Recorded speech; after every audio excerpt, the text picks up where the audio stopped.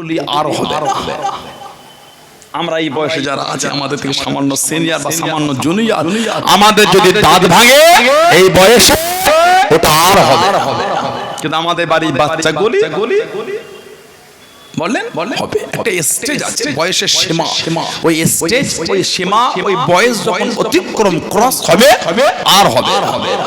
আমাদের বাড়ির বাচ্চাদের দাঁত না, আমাদেরও নড়তো, মা দাদি নানি চাচি জোর করে হাতটা টিপে দাঁতগুলি নাড়িয়ে নাড়িয়ে উঠিয়ে দিত, রক্ত বার হতো না, যন্ত্রণা হতো না, যন্ত্রণা আমরা কাঁদতাম। মা দাদি নানি চাচি কি বলতেন, কাঁদিস নি দাঁত হবে না, কাঁদে তো দাঁত আর উঠবে না। হাত পা ওই হাতের দাঁতটা দিয়ে মুঠো করে তাড়াতাড়ি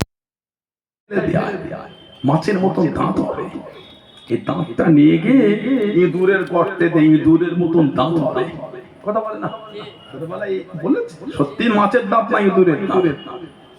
কার দাঁত? মাছেরও না ইঁদুরের না। তাহলে ওটা হলো মা দাদি নানি দাদিদের ঘরোয়া ওষুধ। আমাদের কান্না থামাও। হাজাতে নাফেগা আল-জাদি রাদিয়াল্লাহু তাআলা আমাদের নবীকে কবিতা শুনিয়েছি। নবী পাক এত খুশি হয়েছেন, আল্লাহর রাসূল খুশি হয়ে বলে, যাও তোমার চেহারার সৌন্দর্য নষ্ট হবে না। এই যে নবী পাকের দোয়া, 200 বছরের কাছে হায়াত, বুড়ো বয়সে গিয়েও দাঁত ভেঙে গেলে 200 বছর, বুড়ো বয়সে দাঁত ভাঙলে দাঁতটা আবার হয়ে যেত। জোরে বলো না, আর একটু ভালোবাসায় বলা গেল না। নবী পাকের কবি সাহাবী হযরত হাসান বিন সাবিত রাদিয়াল্লাহু তাআলা, ওনার লাকাব ছিল শায়রের রাসূল, নবীর কবি।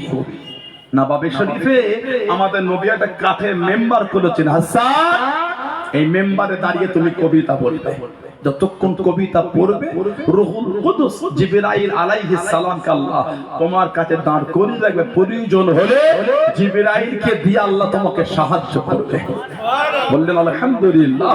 আল্লাহ নবীর সামনে কি দাঁড়িয়ে গেলেন, ও জমাকেরা, ও আমার মুরব্বি বাবা মায়েরা বোনেরা, আল্লাহ নবীর কাছে গিয়ে দাঁড়িয়ে গেলেন, আল্লাহ নবীর সামনে চলে গেলেন, ইয়া রাসূলুল্লাহ, নবী আল্লাহ পাকের নবী সারা জীবন আপনার বিরুদ্ধে কবিতা বলেছি, আপনার বিরুদ্ধে কবিতা শুনিয়েছি, সুযোগ যদি করে দেন, সুযোগ যদি দিয়ে দেন, আজকে আপনাকে এনে কবিতা বলবো, আজকে আপনাকে এনে কবিতা শোনাবো।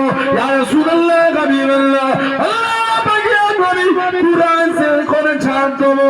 আল্লাহ নবী মুচকে মুচকে এসে দাঁড়িয়ে দেন, আল্লাহ নবী শুনিয়ে দেন, ও বাবা হাসান বিন সাবিত রাদিয়াল্লাহু তাআলা আনহু, আমি নবী, আমি কুরাইশ, আমি নবী, আমাকে কি লাগবে না, আমার গায়ে থেকে আসবে না।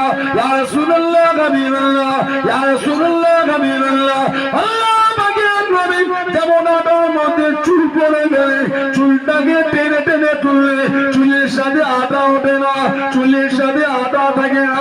আমি হাসান কুরআন সে করে ছাড় দেবো, তাদের মধ্যে থেকে আপনাকে এমন করে বার করে দেবো, আমি হাসান আপনাকে লাগতে দেবো না।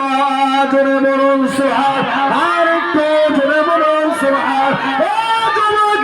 আল্লাহ নবী সাহাবাদের জানিয়ে দে, আল্লাহ নবী সাহাবাদের শুনিয়ে দে, ইন্না আবি ওয়া ওয়ালিদাহু ওয়া ইরদি লিরদি মুহাম্মাদিন মিন কবুল ফিকা, ইন্না আবি নিশ্চয় আমার বাপ, ওয়া ওয়ালিদাহু এবং তার বাপ, ওয়া ইরদি আমার সম্মান, লিরদি মুহাম্মাদিন মিন কবুল ফিকা। ও নবী পাকের সাহাবান, আমি হাসান আল্লাহ নবীর সম্মান রক্ষার ক্ষেত্রে দান স্বরূপ, জোরে বলুন সুবহান, আর একটু জোরে বলুন সুবহান।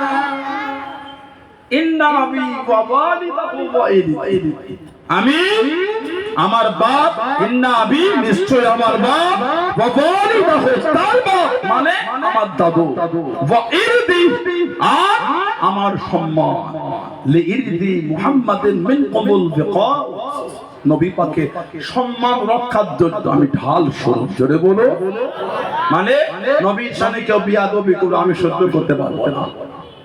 যুদ্ধের ময়দানে কাফেররা নবীকে কবিতা দিয়ে গালি দিলে নবী বলতেন, হাসান তুমি কবিতা দিয়ে এর জবাবটা দিয়ে দাও। জোরে বলবেন না।